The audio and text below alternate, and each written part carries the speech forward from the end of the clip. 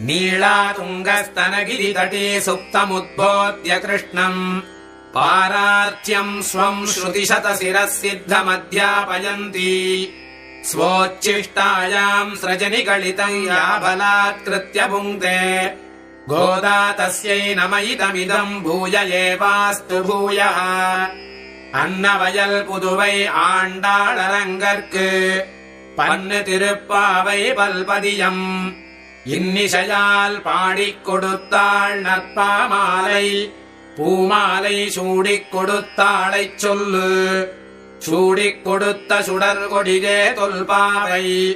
பாடி அருளவல்ல பல்வளையாய் நாடினி வேங்கடவர்க்கென்ன விதியென்ற இம்மாற்றம்